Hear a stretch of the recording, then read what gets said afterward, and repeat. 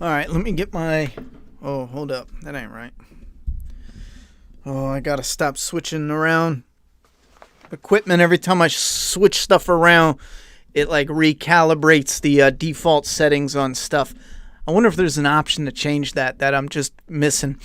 Because I'm working on a flaw and off video, so I keep switching between my Beats headphones and then these. Just because I want the beats for the movies, so I get the crystal clear. Anyway, make sure you can see me good and you can hear me good. And Maggie's got a history with him.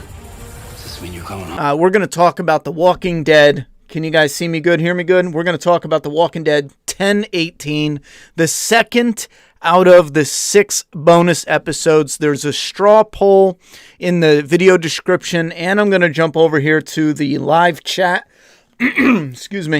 I'm going to pop out the live chat and we will put the link in the comments. You guys can see me do that on the screen now.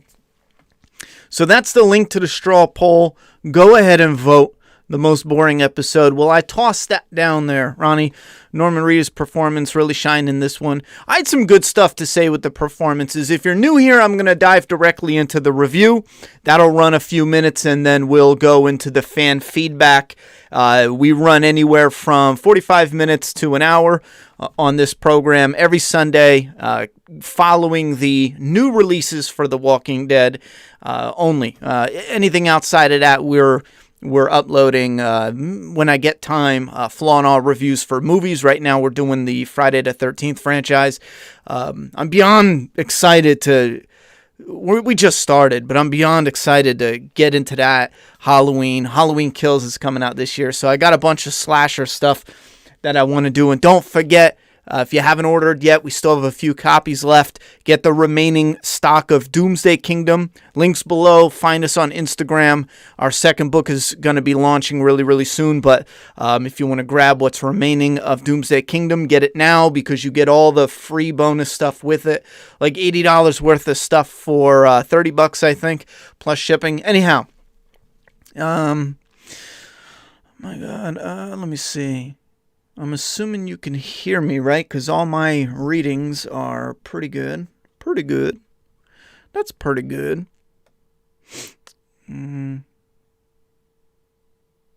Pick me or your dead brother bullshit was hella lame. Yeah, there was a number of lame stuff. First, I'm assuming you guys can hear me good. On my reader, it says that I'm pretty loud. So I haven't heard anyone say like, yep, I can hear you, brother. I can see you, brother. One of the worst. I don't think this is one of the worst, but it's one of those. Here's The Walking Dead recently is turning into this. It's like I enjoy having something new to watch that's Walking Dead and the main Walking Dead. However, immediately when it's over, there's bits I like, bits I don't like, and I know immediately I'll never rewatch this episode again. There's no lasting power when it comes to the overall charm constructed within these episodes.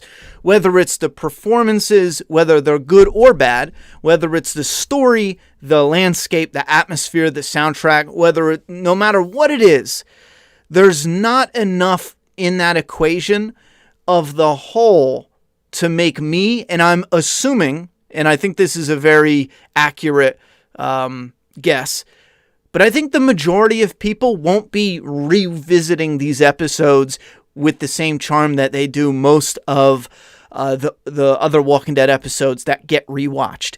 I think this is one of those one and done, and I have a feeling most of the extra episodes will be one and done. I don't think a lot of those are going to maintain heavy rewatchability. Hold on.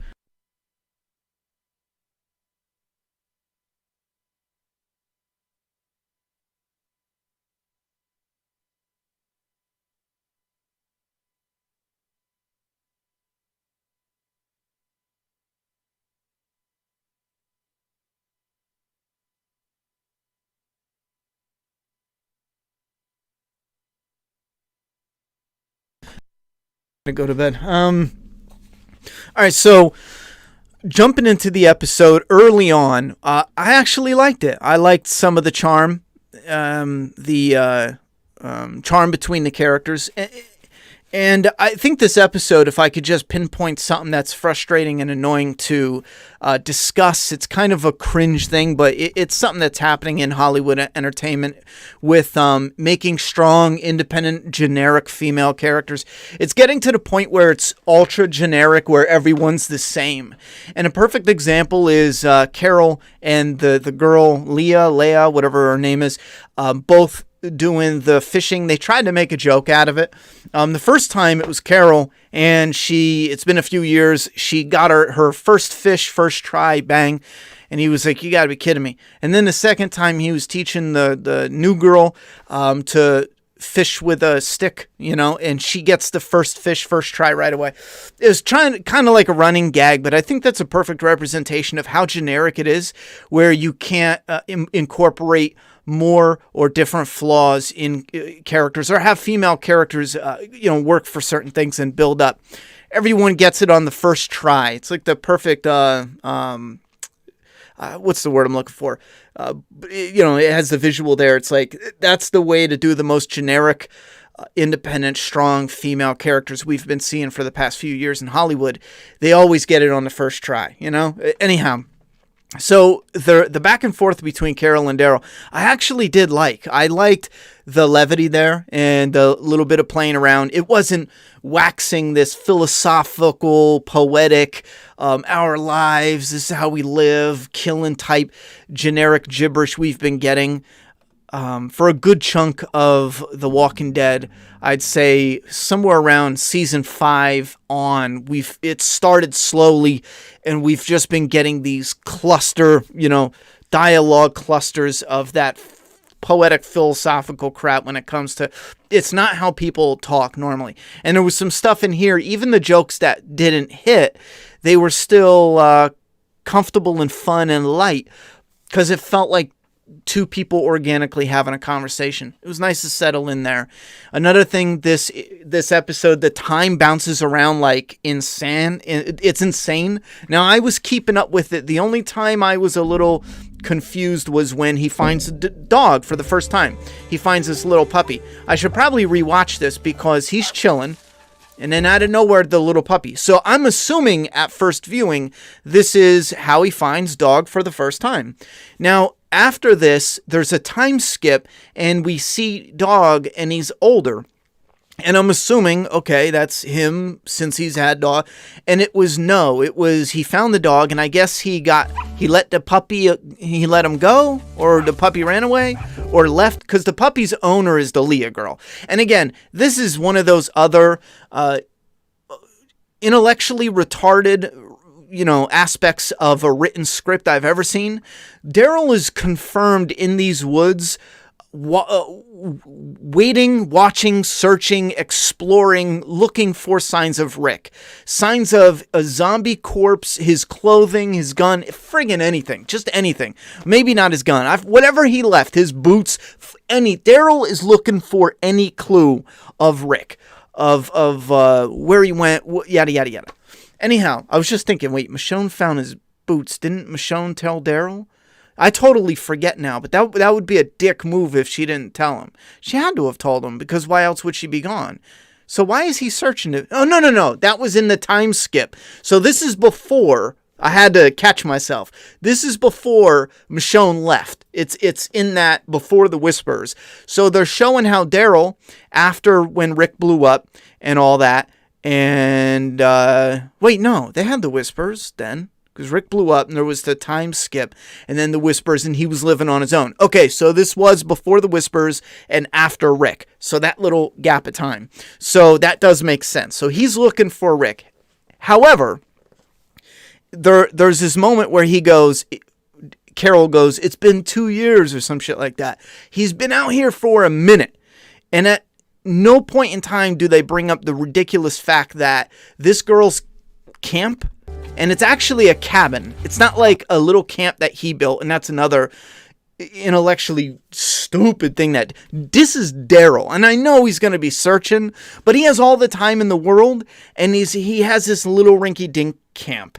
And if you want me to believe he's really searching for his friend, he's not going to make like a main base and then constantly going back and forth searching, because he's going to be traveling that same lot of land constantly for no reason. He's likely going to be having 3 or 4 different locations over the years where he's saturated this area with the search, moved over, done this area. Anyhow, he's searched everywhere. Maybe not everywhere, but a lot of places. And near his camp, coincidentally, is this girl's cabin. And he never finds her, doesn't know about her. She's like it's this mysterious neighbor that's been there, even if it's a few months. It doesn't matter. That she's the only way they could have made it make sense is like, okay, well, that was an area he searched, so he knew about the cabin already, but no one was in it. Well, why didn't he just stay there then if the cabin was close and he knew about it? So yeah, it's just so dumb. And then it comes to the point where it's like, okay, well, that's how he finds her, because he's searching for Rick and he comes across his cabin. Well, no, it's not, because the dog finds him. And Daryl's not even the one that names the dog. That kind of deflated that a little bit, because it seemed like such a Daryl thing to do. All right, so you got this map, and this is where she's like, it's been a few years. Time. The cinematography here, when they're having this conversation, I love this. I love this shot. I love how they had their interaction here. And I wanted them to just linger on this moment and have them uncut, just having a conversation for a bit. This is such a beautiful shot. They have these shots every now and again. Some of the cinematography, this is how you have to break it up when you're filming in a certain location. For some reason, I could have sworn they said they filmed in a little bit of a different spot for this episode or some of the episodes. But when you're filming constantly in the same locations, and we've seen it for a decade now, it's nice to break away, do something like this where, sure, it could literally be the same forest, but it just has an essence and a vibe to it. Something refreshing. It's a beautiful little landscape, image. Anyhow, so the storm comes, tears shit up. And again, we get this 1 year later. I think this is when Dog comes back. This is where I was confused. Apparently they don't show him get rid of the puppy. So does the puppy go away and this is Dog as a puppy? You guys can tell me down below. So he's just chilling. He's like, yeah, I'm just looking for Rick, looking for water.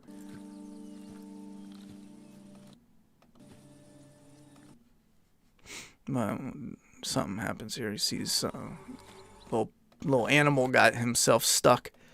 Inbred cannibals. Yeah, so here the dog just comes out of nowhere. Yeah, see, here we go. And then he follows the dog, and here's the cabin that apparently he's never known anything about. And don't tell me he knew about it, because why wasn't he living in it? It's close enough to where they're like neighbors, because they have this thing going back and forth. So for a good chunk of the beginning of the episode, I actually did like it, and I wanted to give it a chance to see where it went. And I felt like this relationship between her and Daryl is something that I would have been all for. Get a different side of Daryl, different aspect of Daryl, have him react and do differently. It is kind of treading the same ground that we've seen with Connie, but they did kind of just rush past a lot of it. A lot of the emotional connection between this character and Daryl is off screen, so why should we give a fuck? That's how I view it. I know there's going to be a lot of sappy people that really dig the shipping, the emotional stuff. You're going to have those. They dig it, and that's fine. I ain't mad at you.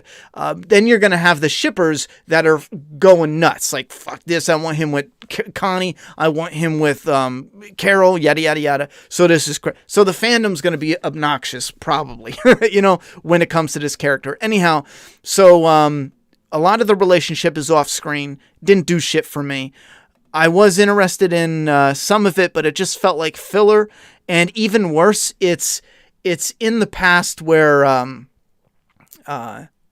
we know what happens before it and after it, and we know there's no like big thing. And even now it feels like it's kind of squeezed in there, like they didn't really think it out thoroughly, because there's no signs or mentions or hints of this woman previously at any point in time after this fact. So it's like she's completely out of his mind. Anyhow, these shots, though, some of them I really do like.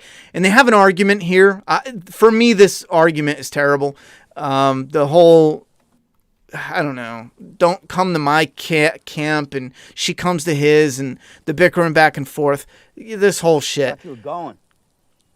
It's heading into a direction that I was liking, but I didn't like it overall. The conflict felt forced. The same thing with the conflict at the end between him and Carol. I know a lot of people are going to go absolutely nuts for that. I ain't mad at you, but I think the acting was good. It's always good with Melissa McBride. Norman Reedus is great as Daryl Dixon, but their conflict felt so stupid. Just what they were fighting about. Yeah, here's her getting it. First try. Nope. What? First try. Why not first try? Obviously, you're a strong female character. They're never going to have you actually try to get something. And again, it's not really that big of a deal. It's just a generic look at how sloppy some writing can get when you're restricted and you can only write characters a certain way. You got this argument where she yells at him, "Where do you belong?" It's one of those moments where it's like the writer has tunnel vision, where they want Daryl to make a choice to, oh, come find me, I made my decision. But to get to that point, you have to have her say something really stupid like, oh, how dare you go to this community that's like family, and how dare you spend time with them? You guys are in the fucking apocalypse, bro.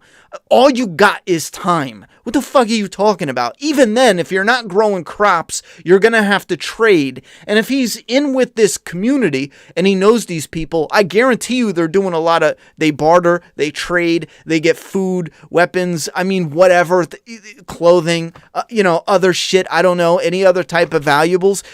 Some of the show is written without any consideration for the fact that they're living in a fucking apocalypse. It is beyond frustrating, annoying, and stupid. So she has this idea like, how dare you split your time between the community that's half your family and a community that we would logically need to survive? How dare you do that? And they give up logic to have emotional relationship moment. Something that's cheap and convoluted, because then he's all like, oh, find me, and that's what the note says. It's to reel in some of the more, sappy clientele. But for me, it all just fell flat. The beginning of this episode, I was enjoying it. By the end, I was just I felt insulted, because it was like really lowbrow, emotional, cheap tricks. It's not terrible. Nice visuals, still with a character we like. Some nice interactions. The argument between her and between Carol and Daryl, for me, I don't know if it was where it is in the story, because again, it's in current day after the Whispers. However, it felt like they patched this up already. So it's kind of like going back and redoing it again in a way that wasn't written well. It's just, I don't know. But the actor performances between Melissa McBride and Norman Reedus was still a great scene, even though I thought the dialogue was half-assed and the conflict was just forced. And then that's literally the end. The end of the episode is just them having this little half-assed argument, and then that's it. You just had them a few episodes prior to this. Literally, their friendship was on the brink of ruins, and they patched it up. And now you end this episode with some type of little bickering. I don't know if the writers forgot or don't give a fuck, or if they assume we forgot and don't give a fuck. I just can't fathom why you would want to even focus so much on this little argument. And not only that, it's like the ending punch of the episode. I felt like, what are we doing here besides wasting our time? So for me, this episode was just, it's like a hair above dislike, but it's really bordering that. The only reason I have anything connection-wise to it is the fact that it's Walking Dead related, and I really like Carol and Daryl. That's it. Outside of that, it's just, what are we gonna? It's just, this is so AMC can start making money again during a pandemic. That's literally all this episode is. I've seen so many people saying, there's a pandemic, so we should accept crappy TV. No, I don't know what to tell you. It may not be crappy, but we can't just sit back and lie about it. It just wasn't that great. They didn't really make up. I thought they made up just fine. Matter of fact, I could have sworn, I'm almost positive. I'll go back and I'll pull up receipts, bro. I will go back and look, but I could have sworn, I stake my pinky on this shit, because I could picture it in my head where Carol was like, oh, I thought you were done with me, or we were donezo or something, and Daryl was like, no, never, yada, yada, yada. You know what I'm saying? So you're saying they didn't really make up? I don't believe that. I don't believe that at all. Am I going to do flaw in our reviews for season 11? Eventually. We're not jumping right into season 11 with flaw in our reviews for The Walking Dead. We're going to be tinkering around with season 2. And again, that's like whenever we get time. It'll matter on the interest. With season 1, there was heavy interest with the pilot, and then it was like no one cared. And then like I think episode 4, somewhere near the end, interest just plummeted. It's specific episodes, you know what I'm saying? So, but it's hard to gauge it, because some of the episodes that don't get talked about a lot, I think are some of the best ones. Let's pull the comment box over. Don't forget, go and vote for the episode. I'm going to put this back on the screen, actually. Yeah. Come on now. What are you doing? AMC's mad at me. It won't let me play it. All right. Whatever. Are you shitting me? What's up with this?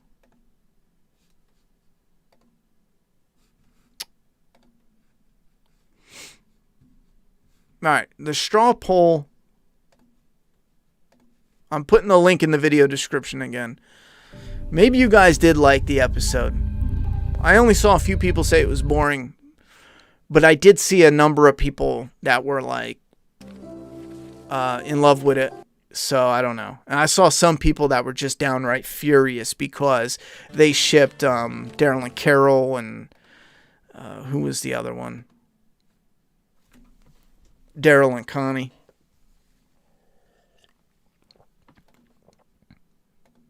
Something's going on with AMC, the app, because that's pixelated like a motherfucker.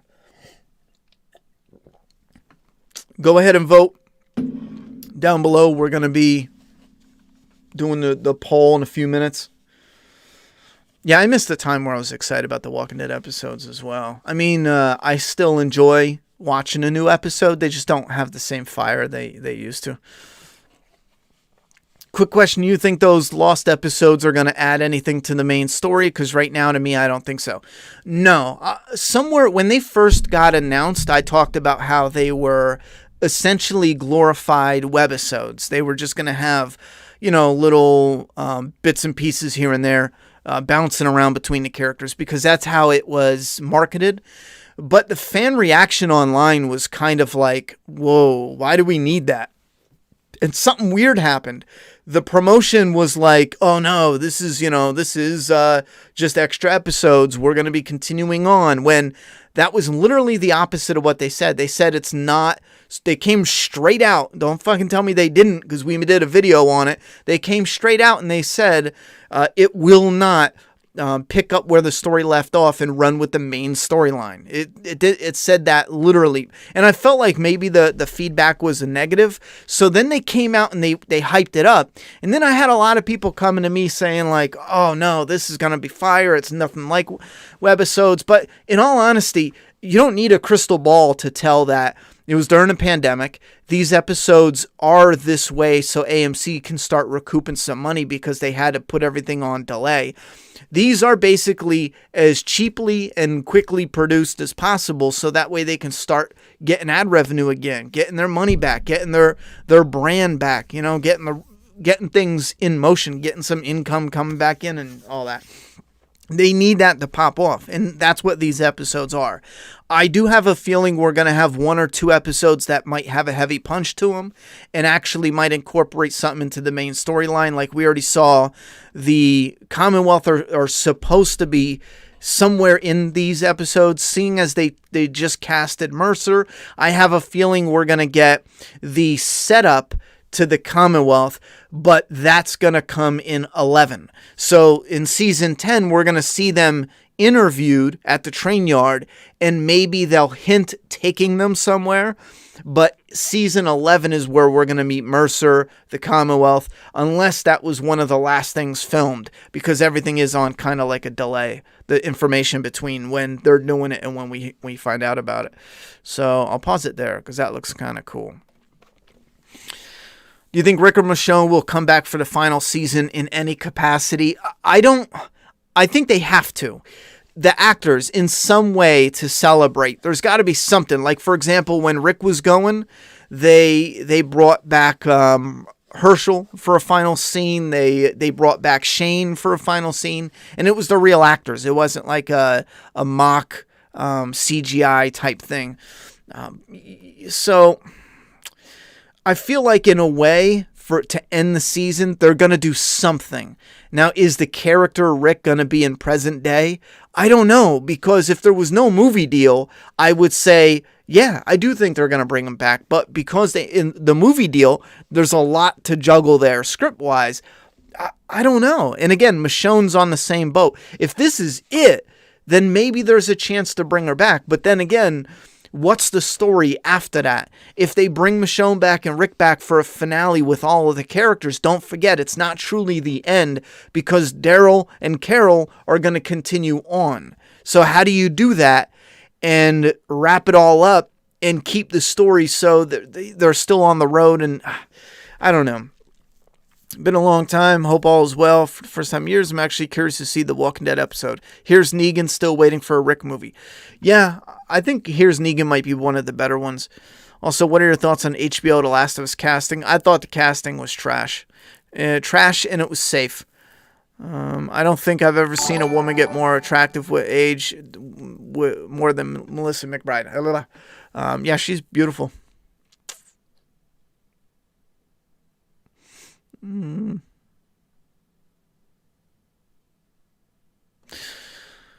Yeah, you miss when you're excited for the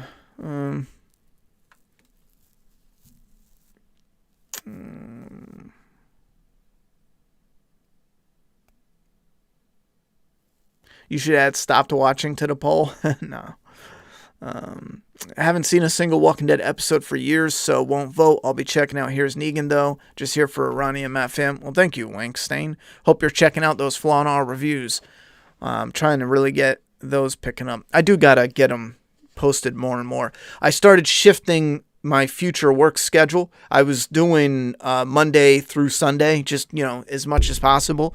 But I think after this week, the following week, I'm going to do editing on Monday, Tuesday, Wednesday, and then work on Thursday, Friday, Saturday, Sunday. So I'll play around with the schedule a bit, and we'll see if maybe I can dedicate a good solid 2-3 days. That way I can at least get the video out every 2 weeks at the worst, every week at the best, something like that for now. Because I'm really focused on getting that series flowing a little. Do you think after all these years, do you think even after years and a reboot, the way the comic went from the whispers on the story can really ever catch the magic again? Well, I think anything has the potential to catch the magic again. Absolutely. But if you're going to start restricting it, like, for example, can it catch the magic again? Yes, the brand in general can somehow, some way. New characters, old characters, reboot, remake, reimagine, it doesn't matter. You can, if you have the right story, the right cast, the right budget, you can bring that magic back again. However, if you start saying, well, what if you keep the characters? What if you keep the show? What if you spin it off into it? Once you start adding restrictions, who knows? Because again, it just comes down to this. Is the story good? Is the budget there? Is the charm and charisma, of the cast, is that keeping us hooked? This episode wasn't terrible, but clearly lacked an interesting progression of the story. This whole episode could have been covered in 20 minutes. Yeah, and again, that's why it's this filler Just filler shit. I just got super hyped and clapped when Daryl got some action. Yeah, and again, here's the thing. Daryl got action, and it's all off screen. I don't even think they were close, in proximity on screen. There was no on-screen kiss. There's no, and I'm usually the one saying a lot of that is just wasting time. Like, show it to be organic within the story, but we don't need a 5-minute love scene because you can have 5 minutes of interesting story playing out in the same. But I'm trying to think. I don't remember, unless it just didn't, click with me. But I think I would have picked up on that, because I would have been like, oh, the fans are going to go, ape shit like they usually do. You know what I mean? We need a Merle and Daryl prequel. I don't think we do. I don't think there was enough time for that. I don't like taking some things that are really small and squeezing a story in there, because you run the risk of making what's already out look off, because there's no mention of that. You can't put a big event, because then it's like, well, why didn't Daryl and Merle say anything about that before? Why? Oh, it's, plus not only that, Daryl is clearly older than when we started. He's definitely put on weight and, more muscle than anything.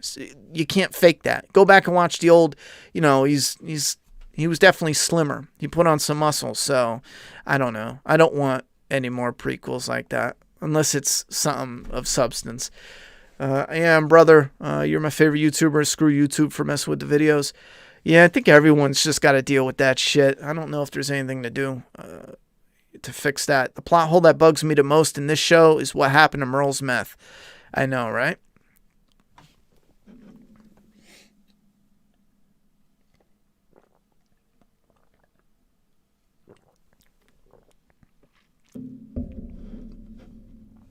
Yeah, I don't buy that, Sam Gomez. He says if Rick and Michonne come back in the end, it'll let Daryl and Carol go off on their own without having to feel guilty about leaving the rest without their strong leaders. And again, I don't buy that. Rick and Michonne, Rick is Daryl's brother. He's living in the woods searching for any sign of life of Rick for years. And Rick is going to return, and Daryl's like, oh man, it's so glad to have you back. Peace out, homie. I wouldn't buy that as a character. I wouldn't, and I wouldn't like the Daryl character for that. It just doesn't feel like something the character would do. If they would have started for a while knowing they've got this spinoff coming, if they would have started putting these seeds of a character that wants to go and either explore, see what's out there, look for bigger, larger communities that they can make a connection to, and that's what the spinoff is about. And again, I feel like here's the weird thing what AMC does. AMC can have things exist in the, let's call it off screen or off panel. It can exist off screen, and it can be its own story that can prop up other stories. Like the Commonwealth is the perfect off screen, prop, because what you do is you go, okay, we have the Commonwealth. Everybody's now living at the Commonwealth, and Maggie's running it by the end of season 11. So that's all fine. Daryl and Carol want to go and see if there's even bigger communities to make connections with. So that's what the spinoff is. Them on the road looking for other communities. Now you add a little sprinkle of something, a little spice sprinkle to that mixture. You have them on the road, and it's more like, without making it seem scripted and stale in that sense, but now it's like a I don't mean to say it like a cop show where it's the same beats, but it's a different villain, a different this, a different that, but you get the idea where you can have them on the road, and it does change drastically. It doesn't have like this whole 2 seasons fighting the governor, 2 seasons fighting Negan, 2 seasons fighting the Whispers. It literally has them running in the characters, areas, environments, different locations, and yada, yada, yada. Smaller stories, smaller scale, sometimes bigger, running into these people. You can do something with that and know that there's that community back home. I always thought that would be the way they would go. Same thing with Hilltop. Like, Hilltop is there. But no, we've seen that the Hilltop, apparently it seems like it's gone. It's done. And there's been a couple other times where you would think they would keep things around, but as soon as they're done with it, it's gone. Like the junkyard, gone, they're done with it, it's gone. The kingdom, they didn't need to get rid of it, but because of filming and having different locations, instead of it having to be off screen, it's just gone, you know? Not only that, it brings characters closer to have that story unfold. We can't have the Whispers with Carol out at the kingdom. I mean, obviously she would move, but instead of all that, they just get rid of the community. I have a feeling they're going to do that oddly enough with Commonwealth, but they shouldn't. They shouldn't. It should stay off screen. Anyhow, do you think Lee left because Daryl knocked her up? I don't see it, but Movie Idol really thinks. I don't give a fuck why she left. You know? Wait, what was it? Something. I think I did miss something where I was just zoning out because I thought she went to do something or something happened, and it was kind of like I think she might have gotten killed. I got the assumption maybe she got hurt, but that could have been me dreaming for something interesting to happen. I'd love to see it flying off for the Negan episode. Maybe one day we would get it. Do you think Rick could revive the series or at least get a lot of returning viewers back? No. I mean, he could get them back temporarily, but you need a good story. It can't just be Rick, you know? You got to have more than just Rick. I like Daryl and Carol, but after the episode, I'm not sure if I can handle a whole spin-off series. Well, here's the thing is, and I hate to say it because some of the shipper community, they're going to hate me for it, but we got to get rid of this whole will they, won't they shit and just put it to bed. Because at this point, it's almost ridiculous to think they're going to get together. Because if they were leading in any direction, they would have been hinted, you know? I think it would be kind of weird if out of the blue now they're like, you know what? We have this brother, sister, mother, son type bond, best friends, you know, even greater than there's a bond that's there, you know?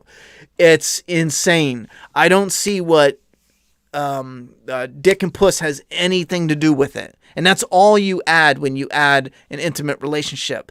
Daryl and Carol, all you're doing is saying, oh, well, now they have sex. It would just be kind of weird with their relationship.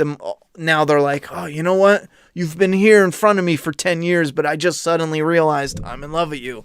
It's just dumb. I think they need to put that to bed, and I'm sorry to piss off all the shippers, but put that to rest and move forward with. You need a nugget of something to drive the story. Get rid of that, put the nugget in, and then move the story forward with, again, whatever type of tale is going to play out. Was this the first time Daryl says Rick is his brother? No, we've heard that before. We heard Rick call Daryl his brother, but not Daryl. Oh, maybe it was Rick. I'm not sure. It sounds like something that's been said before, but I don't know. When can you say your love for The Walking Dead started going downhill? Season 6 cliffhanger. I knew immediately. As soon as the screen turned black, I don't know what it was, man. But there was, and I'm not bullshitting you. I think I even made videos about it. But I knew instantly when that gimmick hit, something was changing with The Walking Dead because it wasn't about telling this story anymore. It was about these gimmicks and cheap tricks, and that was the moment it just shit the bed. It was a cut, and my love for The Walking Dead started bleeding out ever since that moment.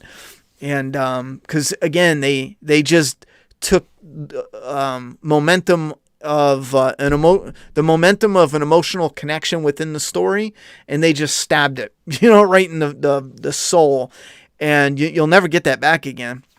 So yeah, and again, 701, the following episode, is still one of my favorite episodes of all time. And it's still nowhere near where I was emotionally at the end of episode 16, season 6, episode 16. So 616. So imagine if they would have just cut the bullshit and did a real ending for 616. It probably would have been, I don't know, one of my absolute favorites by far, without a doubt. Do you see the last season of The Walking Dead intertwining with Fear or Trash Beyond? Yes, but in smaller ways than people think. Do you think they might put the Rick movie between season 11A and 11B so that it could explain how Rick and Michonne could be back? At this point, I think anything is a possibility. It just matters on when they start filming, when can productions, ramp up. What are your thoughts on the deeper we get into the apocalypse, the bigger and more organized communities are getting into the show? Well, I think it's organic, and it has to be that way. It was just like what I talked about before. When you have a story that's grounded, even though the zombie is the fake element, right? And that's why The Walking Dead was so good in the beginning, because you take the fake element, which is the zombie. In Jaws, it's the shark. Everything else must be real. Every time someone says, it's a zombie show, so anything... No, because if Daryl started flying out of nowhere, you would laugh out of your chair and never watch again. If Negan rolls up and he pulled out a Tommy gun and went to shoot Carol, and she puffed up her chest and bullets started bouncing off her, and she was like, I'm bulletproof, motherfucker, what, She wrapped barbed wire around her arm and beat him to death. You guys would stop watching, because that is not real. It's not grounded in the reality that The Walking Dead is known for, and that's what makes it, or that's like a part of the essence of the tone of The Walking Dead, is that realism, except for the zombies. Even the zombies have that rules of the world to be grounded in the realism. Anyway, so let me move this down. You guys can read some more. So anyway, when you get communities in time passing, that realism means you can't just find canned food. You can't find food in stores, in houses.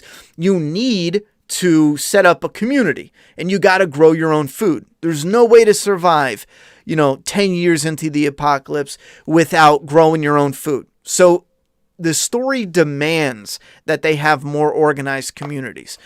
Anyhow, not a question, but your flaw and all are a breath of fresh air in the review commentary world, largely underrated. Thank you very much. I appreciate that.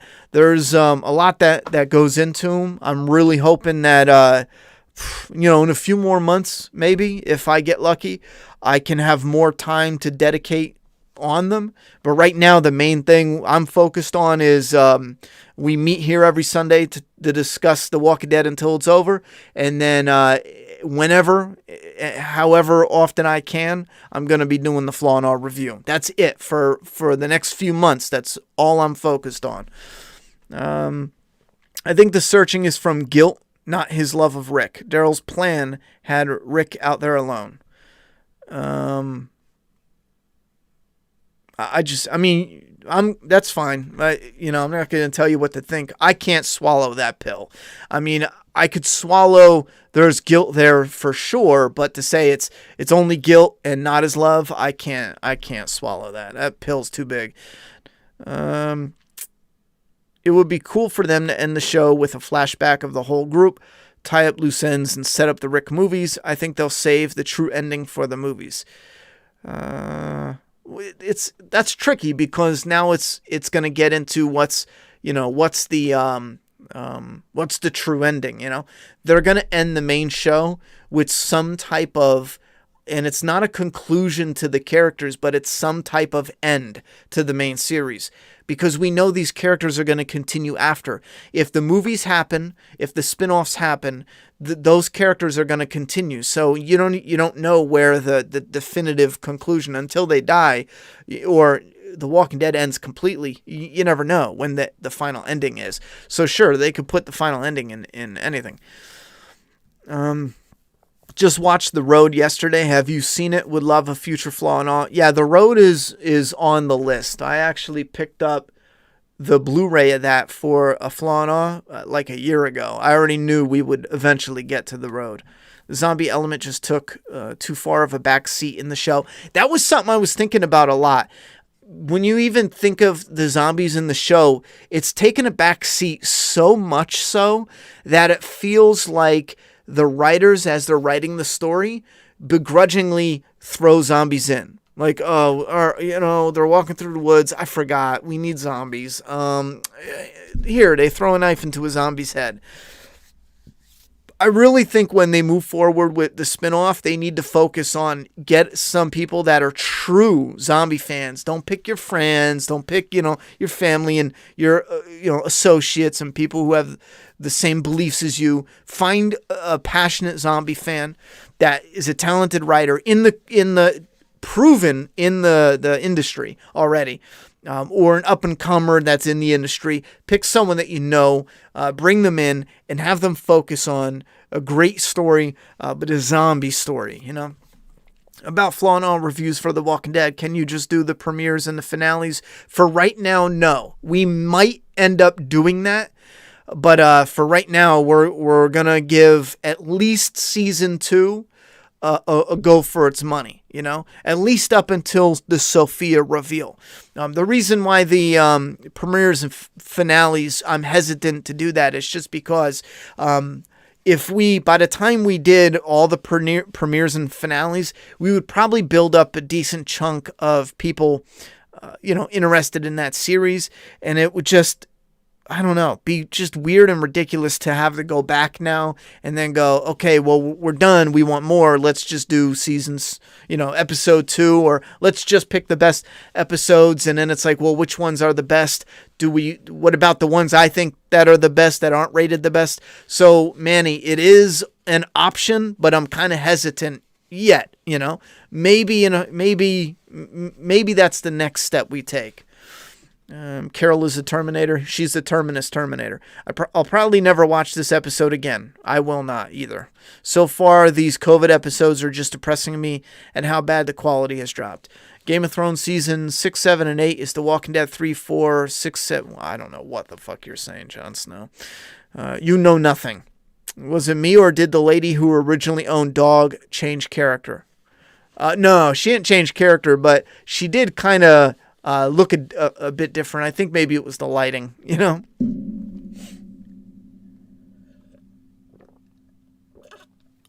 Yeah, The Walking Dead used to be edgy. It used the N-word, sure, in season 1. And that was because it was writers just focusing on real, authentic characters. Merle was a racist dick. So when you see Merle on screen in season 1, he's a racist dick, But nowadays, the world has gotten, the entertainment world especially, and Twitter twats, they've gotten so mental, you can't even have bad guys act like bad guys, because then they claim the writers and actors and producers are the real bad guys. It's so fucking crazy. Like, one of the bad guys, I think he said retard or something in a Spider-Man comic. And sure, if it's a kid's comic, I don't care. Complain all you want. I don't give a shit. But when it comes to like teen or adult stuff, like anything that's 13 up, 17 up, when it comes to that type of entertainment, I think this was even like a more adult oriented story anyhow, but there was like a big fiasco about it a few years ago because you can't say the R word, which is retarded, but you're not allowed to say it. It's offensive. So apparently the bad guy can't say it either, because it's like, even though he's a bad guy, it's still like, it's showing that it's acceptable, and it's like, that's fucking stupid. So yeah, I don't know when it became like CW, but I don't know. Did Daryl finally get some? I thought he did. So what was Dog barking at that made him take off towards the house? Why was there a walker in the lady's house? I don't know any of that. And she saw him kill it. No thanks. I don't know any of that. Do you guys know? I blanked out. Only way they can redeem the show is if Negan kills Herschel. That'd be cool. I would be like, okay, now you're getting edgy. I mean, it would be fucking stupid because Negan doesn't kill kids, but I would be like, oh, okay, you're doing something, Okay, so Ronnie can say knocked her up. Did I say knocked her up? But my posting asking if Daryl lost his virgin gets deleted. Ronnie, please talk to your mods. What? Let me see what. My post asking if Daryl lost his virgin. His virgin what? I don't see any deleted. I'd probably have to go hunting for it. Did I say anything about pregnant? If I did, I forgot already. But yeah, we shouldn't be mods. We shouldn't be removing anything that's like small stuff. Unless, of course, he's not telling the truth. I don't know. I won't watch spin-offs. The Walking Dead lost practically all my love. I'm only up to date because I've always watched these streams and some scenes. I doubt the majority will watch them too. I want to see him react to my comment. Negan has to become awesome again. He's the only good character now. Merle has one of the best redemptions in TV history. Yeah, he's definitely got a good redemption story too. And you know what's even better about it is it's not a ridiculous, he had this moment where it's a more organic, where it's like, you know what, I was just a piece of shit, but that's who I was, and I'm not, I don't know. And then he just, tried to do something that was right, but didn't he lose his fingers too? Wait a minute. I just thought of something. He did lose his fingers. And I have a Merle zombie figure, and now I'm wondering if it has the missing fingers. Someone looked that up.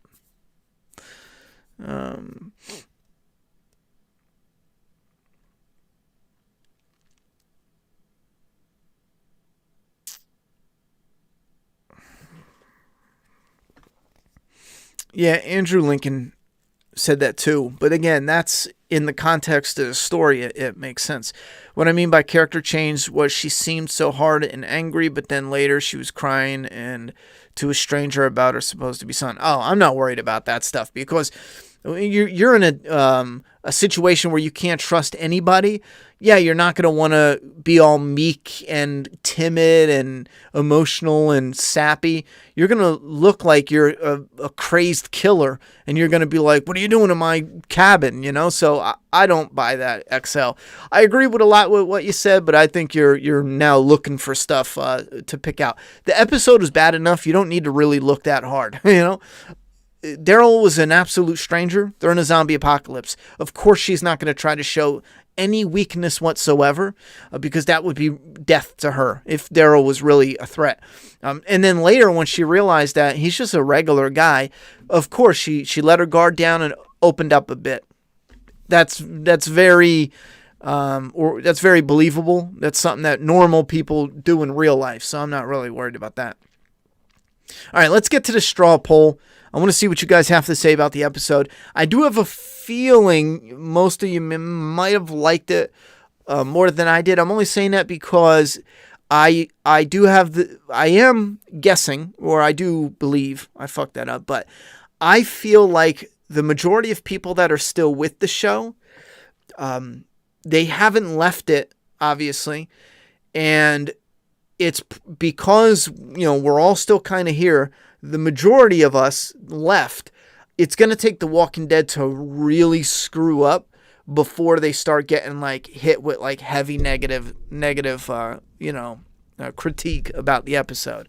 You get what I'm saying? So I feel like it's the super fan core base that's still around. That's why there was a moment I think it was a season or two ago, where over the past 3 seasons, when the ratings are dropping, I noticed something weird happened. I would get more and more comments of people saying, I can't do this anymore. I'm done. The Walking Dead is dead. The Walking Dead is dead. I'm out. I got more of those. And the more comments I got of people saying, I'm so done with the show, I started also seeing more people saying, oh, I'm just glad The Walking Dead is on. I love The Walking Dead. It's, it wasn't great, but it was still good. It wasn't, you know what I'm saying? And now we see that a lot. The majority of comments I see often when I'm on social media is positive comments. And it was weird because it was the majority of negative. And as those people are leaving, I start seeing the remaining positive. So I think most people either like or love the episodes for the most part. And again, that's because I feel like the remaining fan base is, it's going to take a lot for us to say, okay, that was trash. Q&A. Unfortunately, I have no excitement for The Walking Dead anymore, but I still like the show. Do you feel the same? Yeah, I don't really have that same level of excitement where it's on. It's just kind of like, oh, okay, good. We got a new episode. I remember with season 2, it was legitimately, I'm at work and I'm looking forward to, getting home, maybe opening a beer or just settling in, getting comfortable. And because I know me and my girlfriend at the time used to watch up in the bedroom. So get cuddled in, set for the night, and it was an event. I was home, I wasn't working, I was watching it live because it was a pain in the ass to catch it, when it wasn't. In season 2, it didn't have all these deals where it was right on Amazon, or at least I didn't know it. So you had to get it on the PlayStation Store. I think it was one of the first places, but it was like 24 hours later, some stupid shit like that. Anyhow, it was exciting, and that's not even close, because sometimes I'll be able to watch it early because I have AMC Premiere, and I'll forget. Like, you know what? I'm watching random crime TV. I'm doing dishes, and then it hits me. I'll see something posted on Facebook, and I'll be like, oh, that's right. There's a new Walking Dead episode. And then I might do something and then come back and be like, oh, yeah, wait, I'll put that on because I have nothing else to watch. The Walking Dead's kind of there, where I'm glad there's a new episode, but a majority of the excitement is just done.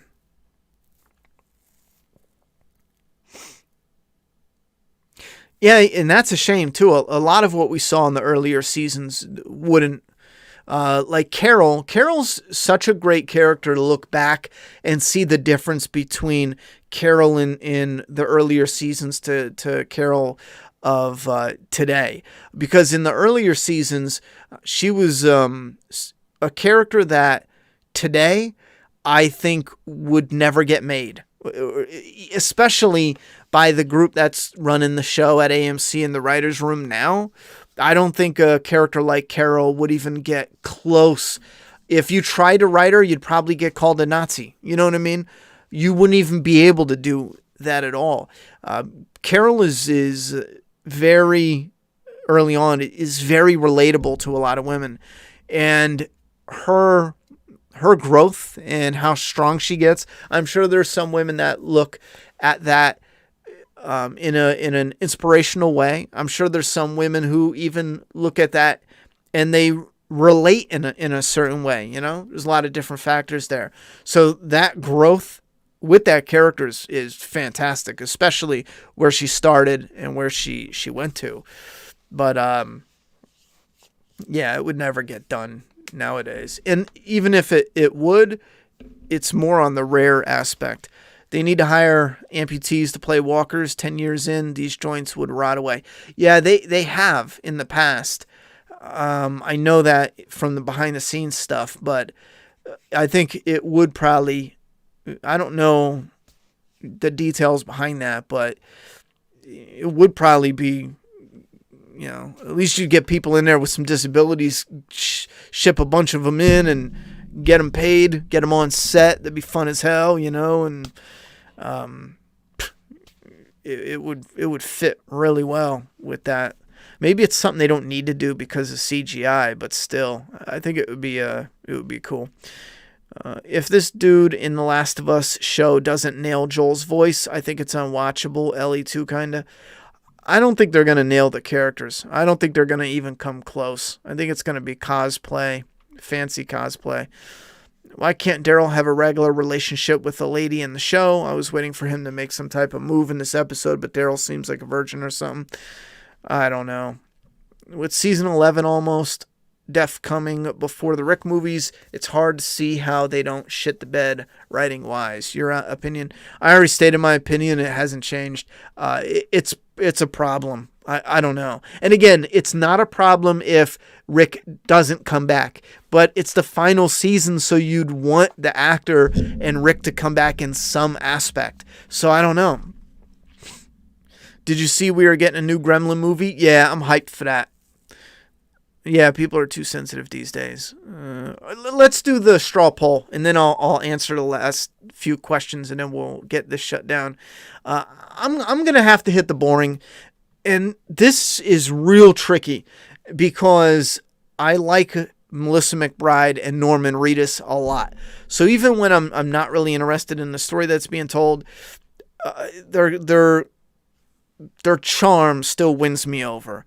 In the beginning of the episode, I felt real good getting into this episode that I would enjoy it. It might not tie directly into the main story a lot. There might not reveal a lot, might not be a lot of action, but I still felt like we were just wasting our time. It went beyond talking heads. It was nothing of substance, just there wasn't anything there. So I'm going to have to go with the dislike to boring. I was just bored for a big chunk of it. It's got its fair share of positives though, but I'm borderline meh and bored. So I'm going to vote and we'll see what you guys say. Thanks for voting. Show results. So see what I mean? Oh shit. I'm actually surprised. All right. No, I guess that's not really that surprising. The like is 31%. The dislike, I was surprised. I thought it would be like, okay, dislike, love, and hate. But that's not too surprising because it's a tight race between the okay and the like. So we got 31% at the like, 27% at dislike, 26% at okay, 10% at love, and 4% at hate. Now, I will say I leave these polls up for a few days and I'll refresh them. And almost all the time, the polls get up to, I don't know, like they double and triple in number when we're live. Like in 2-3 days, I'll refresh it and I'll check the poll and it'll be, there'll be like 100 people that voted. And per thing, maybe 50, 60 here. And oftentimes how it is when we're live is 9 times out of 10 how it stays days later. It grows, like the number will be 50 votes instead of 23, and the number might be like 33, 36, but they stay almost always in this exact, it's weird, but it's like the first group of people voting, it stays consistent for days after that, the more and more people who vote. There's only one time where it was, there was like a dislike was in the lead, or meh and okay was in the lead. I think it was meh and okay.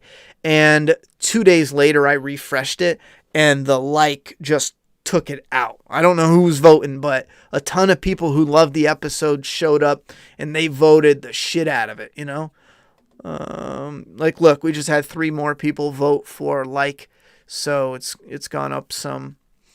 The meh and boring. See, the meh just actually overtook the boring, so that was a close one. Now they're tied for votes. So we'll see how that goes. If it stays like this in 2-3 days, I think this is pretty consistent with how the episode was and some of the feedback I've gotten from it. So, all right, last few questions.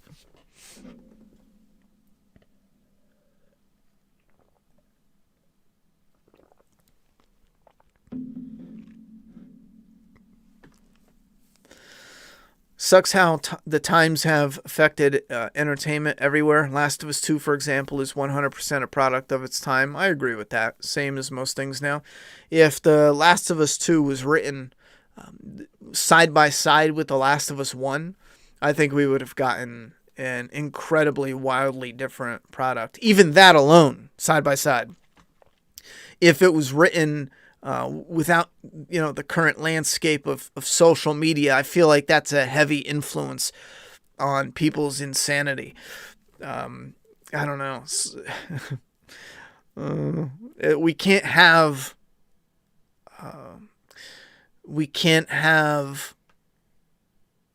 this what's a right word for it? That's not it. I can't think of the right word for it, but when I do, I'll say it. We need a midget walker too. Where is their representation? You know what? That would have been all right to have a midget walker. That would have been cool, though. Any game, without making a joke out of it, you know. Any game, movie, show coming out that you're excited about? Wait, there was, I don't think there's a show coming out I'm excited about. There was a game that, I just mentioned it. Damn. It's not coming out for like a year, though. I don't know. But nothing soon. You know, like I'm a big Predator fan, so I'm excited for that. There's The Thing movie in the works. It's like a retelling. You'll have to look it up. Not a retelling. It's you have to look it up because it's connected, but it's not. Anyway, Halloween Kills. I'm excited for that. I was doing research for a year ago. I talked about this idea I have for a new type of slasher killer, you know, and I wanted to write it in a little short story, and part of it has mixtures of like paying homage, and I don't mean redoing. I don't mean it like that, like paying homage where it's like an Easter egg. I mean paying homage with the type of vibe and charm it has, but paying an homage to old slashers in a way. And again, I don't mean Easter eggs. I don't mean redoing it. I don't want to say it because this is something I do plan on releasing. And I was actually just looking through stuff and listening to, it's these true crime where it's like actual footage from these crimes from the 70s, 80s, 90s. And one of them was wicked. And I didn't even know this, but it was this girl worked at a gas station and she was a manager. And back then they had these pagers, but the pagers were a pager with a walkie-talkie. So someone can get your pager number and they could just call it and talk directly to you at any point in time. And apparently they hung up the girl's pager number where even customers, if they tried, they can see it. And just to give you an example, so I guess this serial killer, got her pager number, killed her coworker, but what was wicked is he would call her, threaten her, and she can't shut it off. I mean, she probably could, but she needs it for work. But when he tortured and killed the coworker, he did it over the pager. And this is all real crime shit. They show you at the end. They give you the name of the guy. I mean, it was wicked shit. So that one stuck out especially. And I was like, what kind of... Because I like taking stuff that is grounded in reality. So now I'm thinking like, for example, the pager. You don't want to steal the story because that's just stupid. All you're doing is taking someone's story and, because mine's not about serial killer and a girl working at a gas station, but you take that pager idea and you're like, okay, how can I play with that? Same thing with a moment where there's someone working in a factory that has the motion sensors. I think that was in my old Friday the 13th script too. I used to work at one, and it is creepy where we were shutting down for the night and someone said, well, who the fuck is left? Because we're the only two and it's been us for like an hour. Who else is here? And I'm like, no one's here. And I think we were even stoned. So that made it even worse. But they were like, well, who keeps walking back there? And I got the chills. I'm like, what the fuck do you mean? And I look up and you would see the whole factory's pitch black. The shipping receiving area, we have a little light in the office. So you can see the light from the office starts lighting up the shelves. Like the metal on the shelving units, but then all the way in the back, it's just pitch black. But then you'll see like a little light come on, bing, in the top left corner.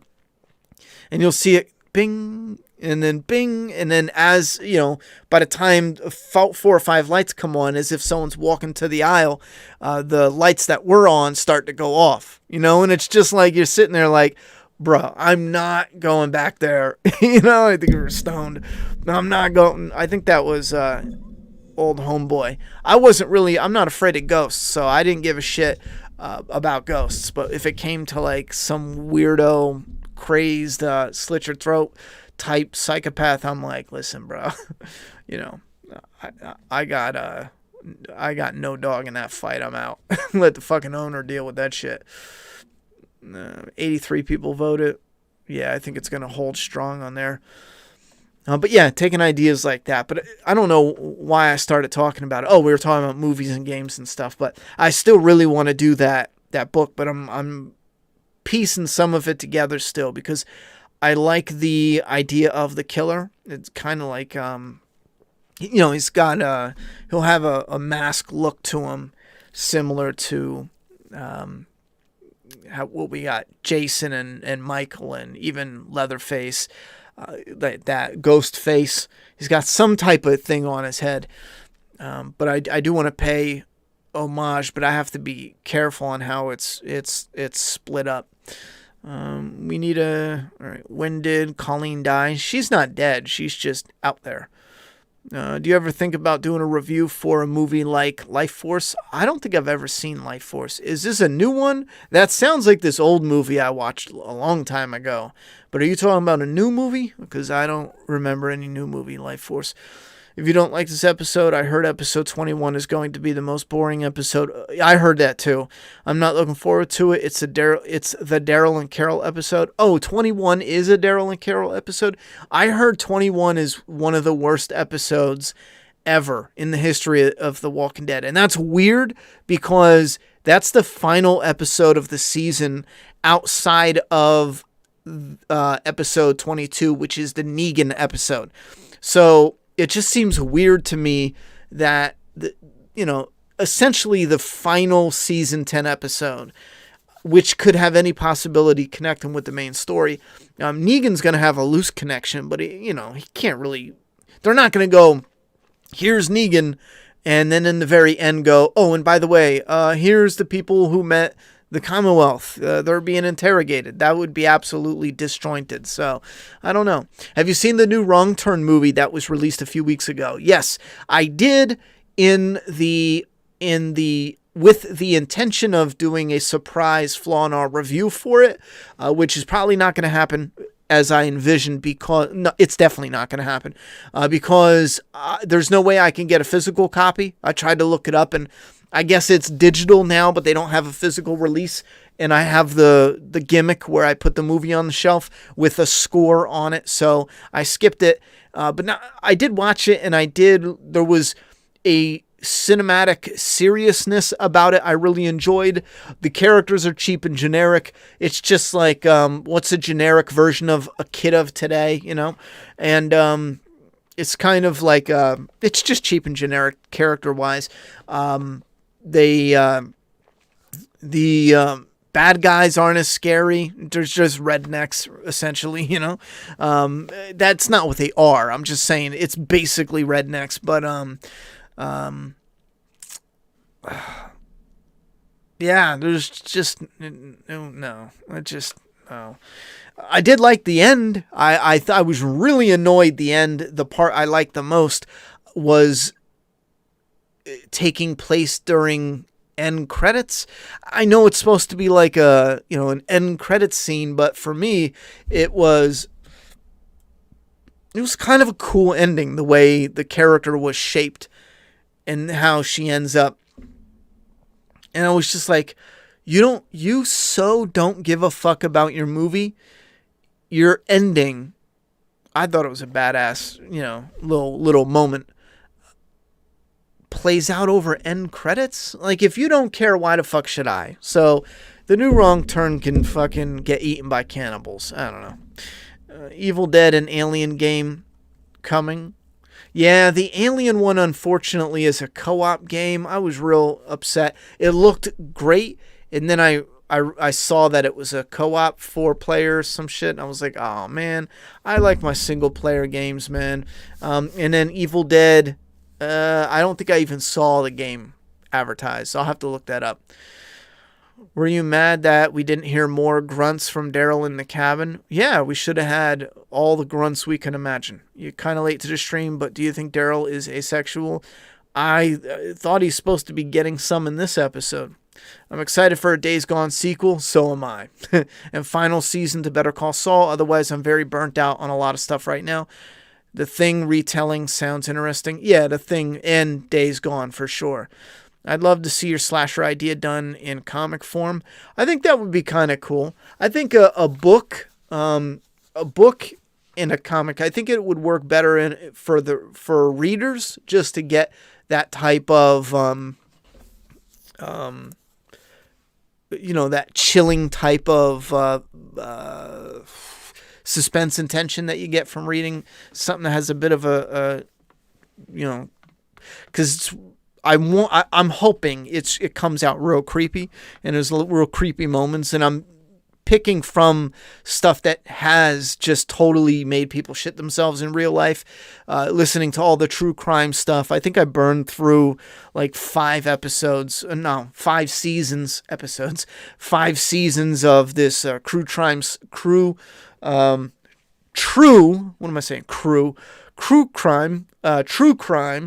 The network's called ID, Investigative, I think, something or other. They actually had some pretty interesting stuff if you're doing research, or if you're into that. There's actually a bunch of interesting shit there. I watched it on Hulu, if you're interested. The one that was weird is, what I thought was cool, let me just tell you, the network is ID, and they have cop, like people they're hunting down, right? But then they also have stories from victims that you don't know if they die or not. Like in the cop one, I forget the name of it, but everyone's dead. So it's telling you stories of true crime where people get killed. But then there was another series made by the same network, and this series was like Worst Nightmares or something. It might not be it, but this one, some people died and some people didn't. So it kind of, as you're listening to the true crime thing, and they have actors with the real footage, it's like mixed in there. And I think I did watch that, but I think it was a different show. But anyway, they're all done relatively the same.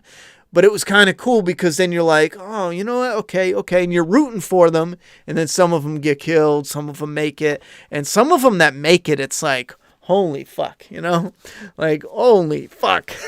Yeah, there was one broad that she got it bad, man. She got this dude ended up being her neighbor or something, broke into her house, and you're getting an idea of what's really creepy, because when you get the chills when you're listening to it, you're like, okay, that works. Like, for example, she heard someone at her door, bang bang bang.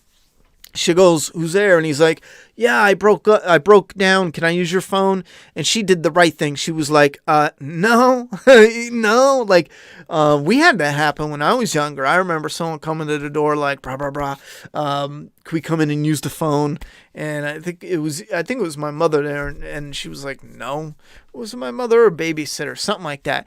And then they were just like gone. And it was like, something wasn't right there. So yeah, you do the smart thing. You're like, if this is a real person, they'll be patient. They'll wait. They don't want to have any problems. But if they're up to no good, they're going to give you problems. So she was like, well, just give me the number. So she calls, and the person is like, I don't know that John Davidson, whatever his name is. And she was like, yo, this person doesn't even know you. That's the point I think the lady fucked up. I would have went right to the door and said, hey, your buddy said he'll be right there, and then see what he says. Because if he hesitates at all, a real person would say, oh, thank you so much. All right, thank you. Good night. I didn't mean to bother you. But someone who they gave you a fake number would be like, oh, are you sure? So that would have been like, okay, the time to call 911. So anyway, he gets pissed, punches the door, and he walks away. She goes back to bed, and an hour later, I don't even know how he broke in, but she hears the front door slam, and it wakes her up. And she gets up, and she walks, and I guess there's a mirror there where she looks, and I guess she looks at the front door, and when she turns to go back to the bedroom, there's a mirror, and in the mirror, there's a guy, the same guy in a plaid shirt, hiding crouched down by her fridge with a butcher knife. And when you hear that, the way they did it in the video, you kind of got like you get like the freaked out. Like, you imagine how she would have been freaked out, but it kind of gives you like that, what's that called? Like, I don't know, a clever word for being in someone's shoes and visioning, how freaked you would be, and then getting a little freaked yourself. So you could pinpoint when you hear some of these stories about which elements what might be good for a TV show or movie or story, whatever you're putting together. Again, if there's any other fellow writers out there, you don't want to just go, okay, and rewrite their story. No, you want to, why does that give you chills? Obviously, the stranger in the house, but the fact that he's crouched down, the shimmer of the butcher knife, those immediate little threats. You get these visuals and you get an idea of what could creep someone out. So that's what I was really going for with the book. And again, the book's title is He Wore Her Face, and it has nothing to do with Texas Chainsaw Massacre type, because I know some people were like, he's just going to wear her face, and it's like, no. Trust me, it's totally different, but it's also, you'll see. I'd love to see your, okay. But yeah, I think a comic would work, but I think a book might be better, a book and or movie, but comic could work. It could work. And the only reason I say it might not work exactly is because with a comic, you have a limited number of pages and you got to get punchy. Oops, sorry. Like if you go and read my comic Doomsday Kingdom, you'll notice that especially early on, I was very movie-like, very cinematic.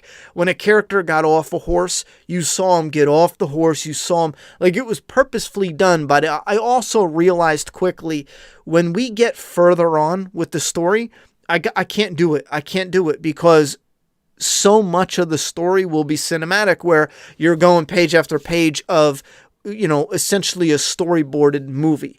And there's times to do that. And there's times where you literally got to go, okay, these guys are hopping out of van. They're going over there. You see the skyline. You know what they're doing.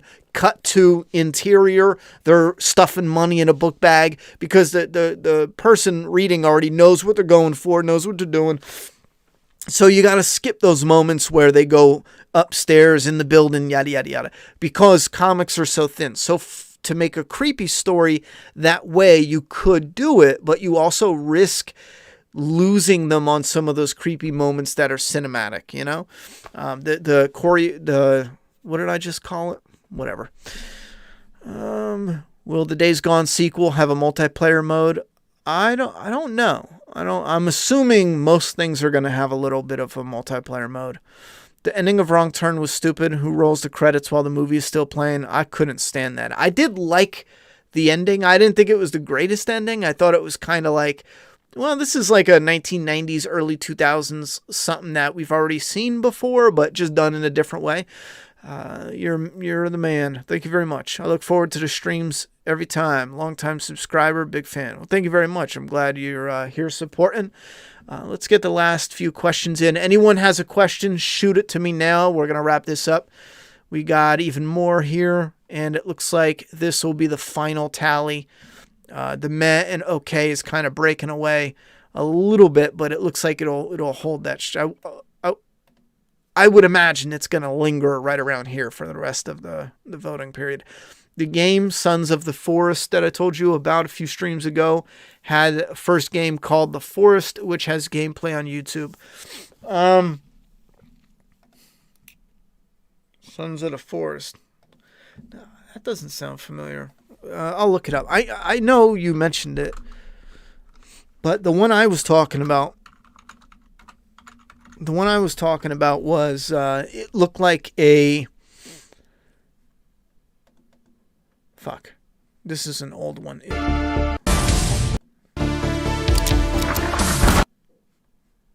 Yeah, Sons of the Forest still looks good. That's loud. I'm going to turn that down. This is Sons of the Forest. It still looks good. I like...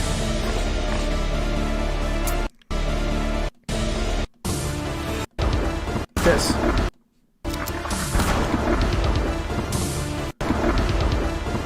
I gotta get rid of that. I like the lightning, has good sound in the visuals. I like that. This isn't the one I was thinking of. Or is it? Or at least it's not the same trailer.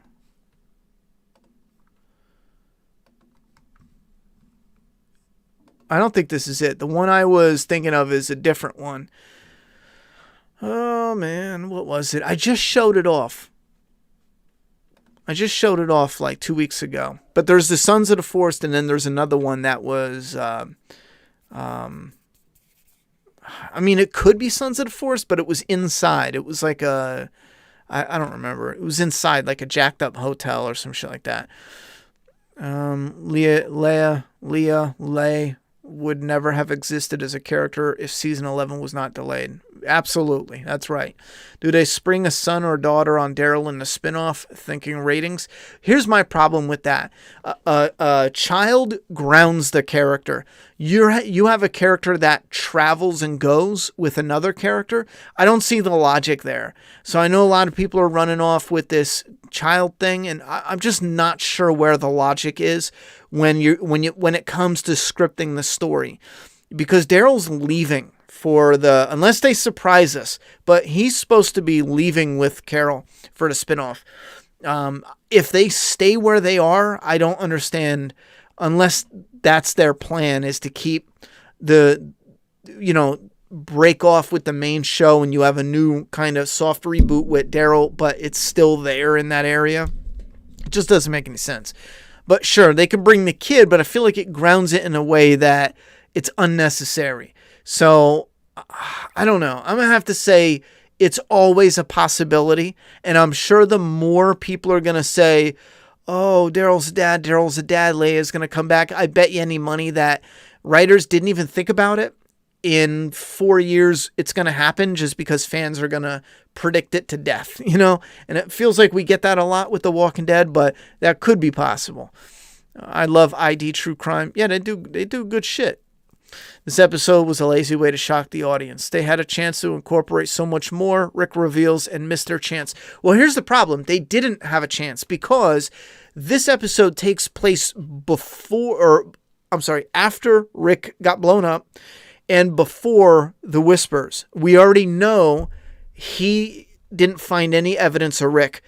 We've already seen that, so they were kind of restricted to only do at least the past. They couldn't do anything. But the present day Daryl, he did talk with Michonne, right? Didn't Michonne tell him about the boots?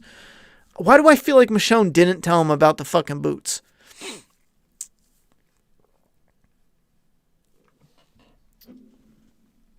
Do I think they'll wrap Fear up? I'm surprised it's still on. Do you think Days Gone movie with the right stories and actors would be a box office success? Well, I think they would have to bring in some major writing here because the Days Gone story isn't the best.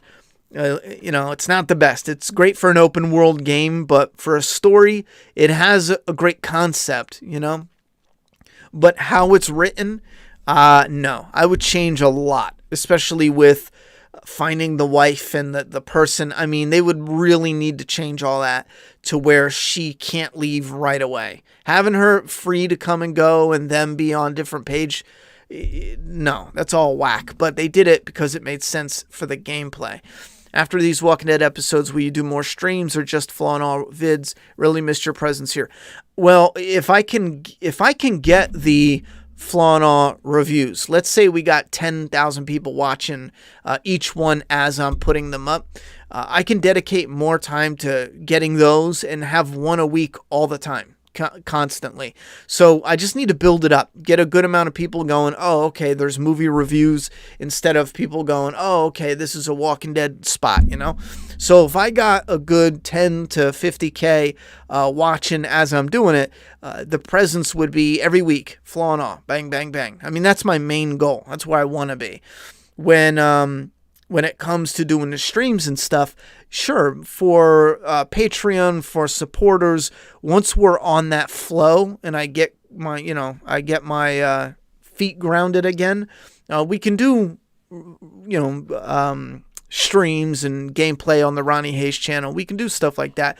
But I keep falling into this bad habit of trying to do all that and everything all at once. So, for example, before I would say, all right, we're doing the Flaw and All for this, and then every other day I'm doing a stream, and instead of working on the Flaw and All, I'm doing the stream. You know what I mean? I want to fall back, and I just want to focus on the priority of the review, the videos right now. Christopher's a piece of shit. What?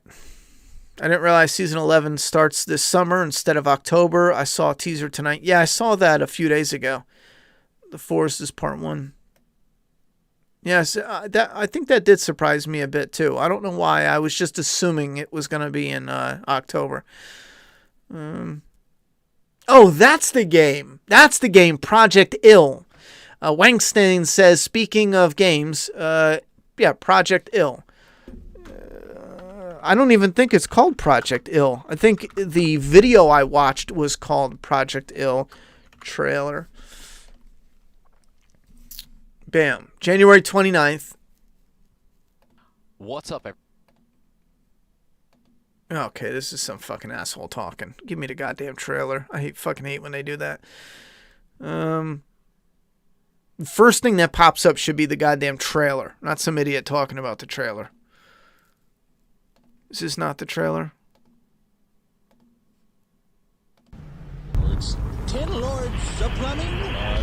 Alright, so this is the trailer. This guy driving and hits something, car wreck. It's kind of like Silent Hill. When it wasn't that with a car wreck and then someone driving, car wreck, and then some other shit. So he's dragged into this, I don't even know where it is. But here we have great atmosphere.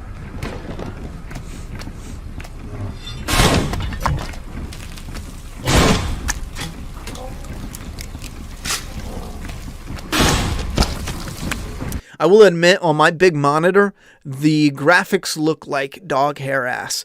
So, dog ass hair. Yeah, there we go. Not happy. I saw it on a little screen before. I hope that's cleaned up a bit.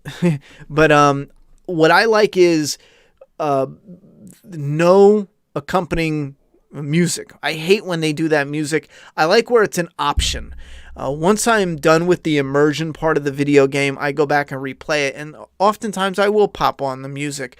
But sometimes I hate it where you're running away and the music is like dun dun dun dun dun dun dun, and then because you just want what's going on. If you're running down a hallway and you're and then you catch your breath, go around the corner, you're trying to figure out where to go, and you can hear the villain stomping and getting closer and closer and closer. The immersion and the creep factor is just fantastic. And then where, you're being quiet, you're sneaking around and you think nothing's there and all of a sudden, boom, it's on you. It's more immersive if it's the actual sounds as opposed to them just going with a stringed instrument. Bing, like, hey, jump now. So I like this sound. Can you guys hear it? Yeah, you can hear it. But it's the environment.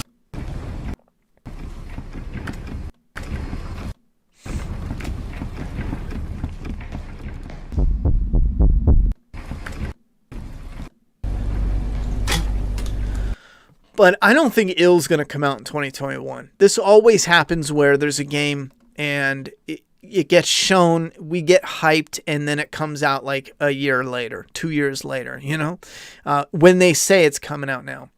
When does the Daryl and Michonne flashback take place? I didn't see a Daryl and Michonne flashback. Was it this episode? I didn't see it. How do you feel about them casting? You thought, buddy. I'll repeat again. Fucking love this episode. Okay, so you love this episode.